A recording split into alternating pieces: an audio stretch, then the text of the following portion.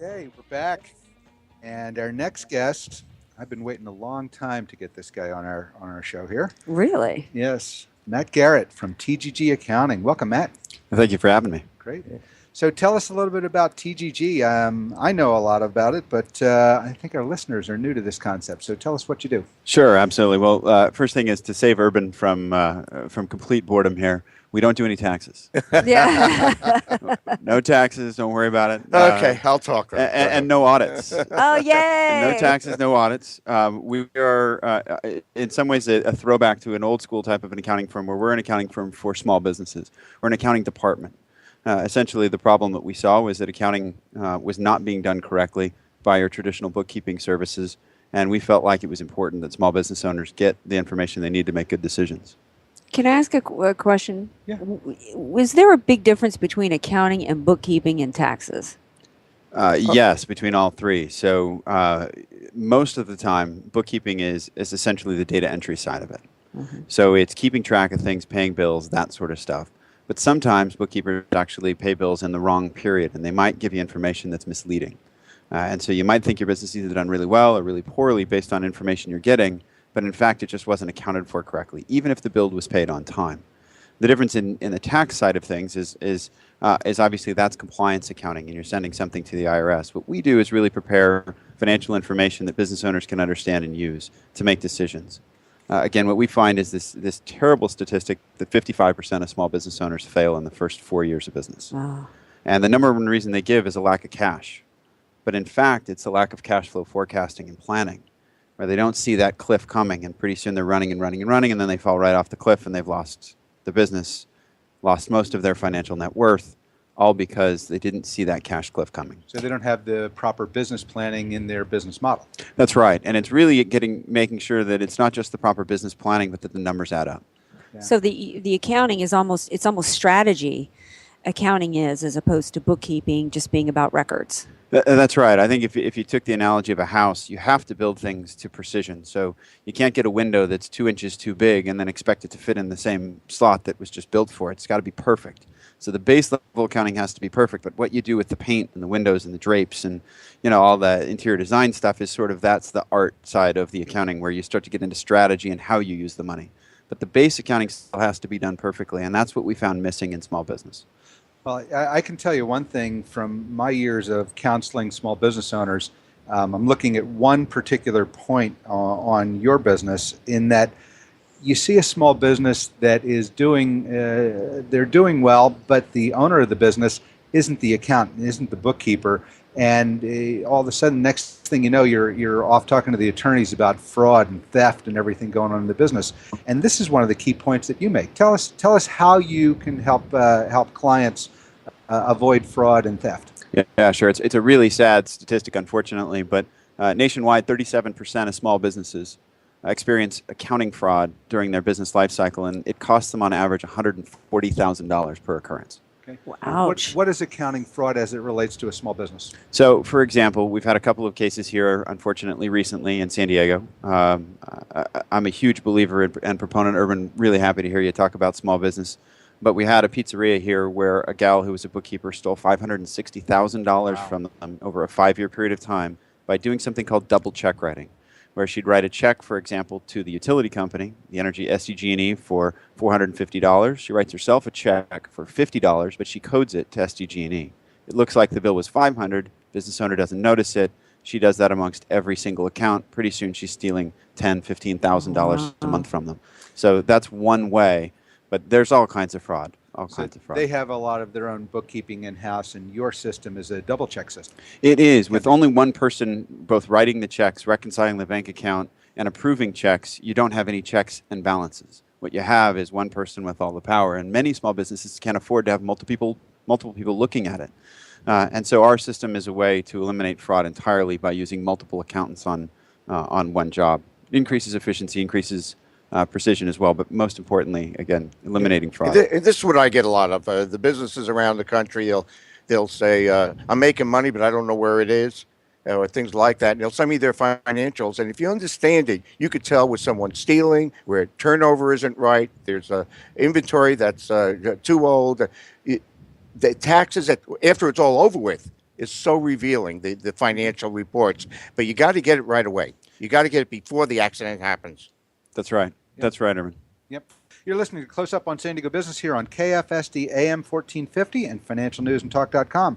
I'm your host, Barry Waxler, here with my co-hosts Andrea Kay and Urban Miaris, and our guest, Matt Garrett from TGG Accounting. Matt, I'm looking down at a list of awards. You've been honored by the San Diego Business Journal, U.S. Accounting Today. You have quite a few awards. Tell me a little bit about your company and how you got started and how you're getting all these awards. Yeah. The awards. Who knew accounting could be like so exciting and be like getting awards? I'm sorry what I said before. I'm starting to get excited now. Yeah. Let's go. Accounting isn't sexy at all, but what you can do with it is incredibly exciting. And the awards are due to, frankly, the team that we've got. We just have an amazing group of accountants who produce excellent results for our clients every day. We have had 0 instances of fraud in 7 years. Our clients grow their revenues at 7 times the national average, their profits at 11 times the national average, and they don't fail. Our clients, we've had 2 business failures in the last 7 years. One was from a divorce. The other one was frankly in the recession. But outside of that, producing good numbers and then helping people use them is what leads to success. That's the critical. Good numbers. That's right. Got to start with that precision and then really caring. You know, I looked at our business and looked at those small business success statistics, that 55% failure rate in the first 4 years, and just thought that's unacceptable. We've got to do something about this. And the way I thought we could do it was to educate business owners. So I do a lot of speaking. We do a lot of seminars. We've created something called TGG University, where we bring people in to speak on finance and accounting topics for free for the public. Yeah. People don't realize a lot of businesses, which is considered failure, go out of business not really losing money. It's just that their books are so out of sorts, or they IRS problems. Really, the financial is the bottom line for the reason of businesses closing, whether they want to or not. No, it's very true. I had an experience with an individual who had a business. They'd grown it to $1.2 million in revenue. Really a high-flying business. Grew it to $3.8 million in revenue. Grew it on track to do $9.2 million in revenue in year 4. Just flying through the business. Cash coming in the bank. And the problem is they were losing money on every job they were doing, but they couldn't see it because they were getting deposits as they were going along. So the bank balance was rising. And they finally got to this point where it caught up with them. Yeah. And when it caught up with them, they realized that just because they were growing their top line didn't mean they had money in the bank. You know, in working with many companies here in San Diego, in manufacturing, an example, we sort of have a level of 3 to 5 million in sales. And to get above that takes a whole new management style and financial strategy. Someone like you, they can't break that $5 million nut, mainly in manufacturing here. The majority of our manufacturers are at 5 million or less, and they can't figure out how to go. It's a management style, but you need those good numbers in order to make an intelligent business decision. Yeah. What are some examples of decisions that you've helped somebody make that help their bottom line in terms of strategy? Sure. Well, just yesterday I was meeting with a client, and they are a manufacturer under 5 million in revenue here in town, and produce a great product, have a very high reputation, do very well. And they were struggling with one of their suppliers. And one of their parts suppliers wants their money up front and then wants a 50% up front, then 50% on delivery. And unfortunately, sometimes they deliver late. And I said, well, we've got to figure out a way to get them to deliver on time. What if we give them more money today? This particular client had enough cash to be able to do that and has enough space in his warehouse to actually keep extra inventory. And I said, if you can get a 10% discount for paying this guy early because it seems like he needs the cash, you get a 10% discount, you're going to put an extra 27% to the bottom line. And that, for him, was a $100,000 cash outlay in exchange for a $65,000 improvement to his bottom line. And that was something that, if we didn't have perfect numbers, we couldn't have seen it. Right. You wouldn't know that you could do it. So you got to do both. You know, just like Barry says, you got to understand the bankers and all that in your financial planning. The same thing. You have to understand the position of everybody you're working with, and numbers talk. That's right. Well, and sometimes business owners are so in the weeds and so buried in their day-to-day operations that they need somebody like Matt to help them see that there's $65,000 on the ground, and are they going to step over it or bend over and pick it up? Well, most business owners are more technically astute, and they're running a business is a new item to them, and having somebody like Matt around. I'll tell you, the one thing that I've noticed of what you said, which I think really resonates, is you do two things: you educate and you communicate.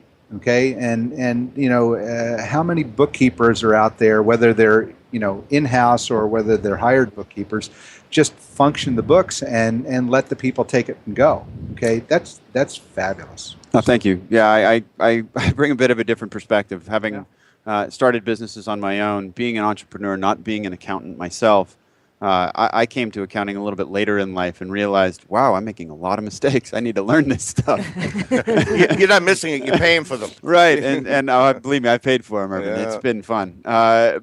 But getting there now, I just have a different perspective, and I think our accountants understand that, and we take more of a financial planning perspective to looking at the numbers in businesses and try to communicate in a way that they can understand. Because if you just talk to them about debits and credits, that doesn't mean anything.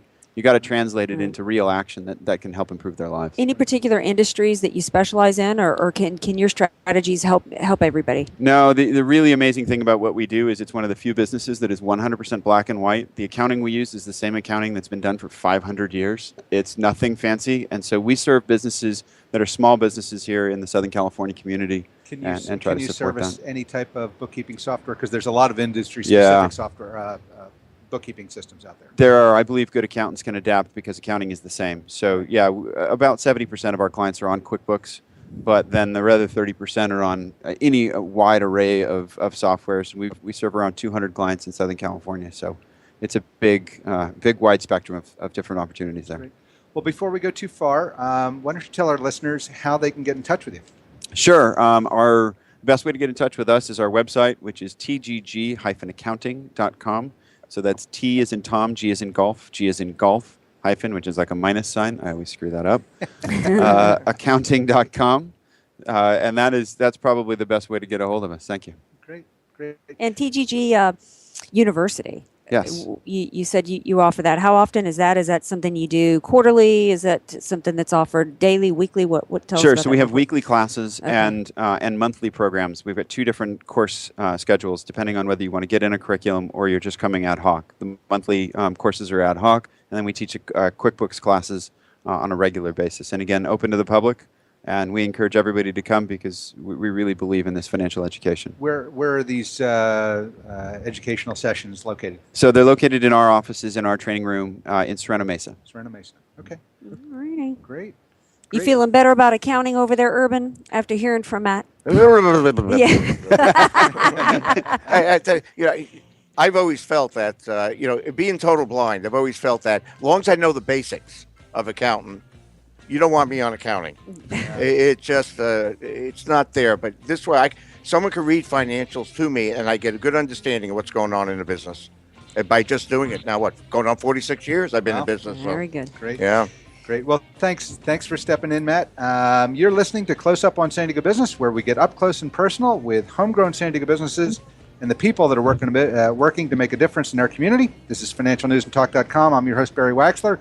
We'll be right back after the break with more homegrown business close up and an interview with Tony Christoffi from Island Architects.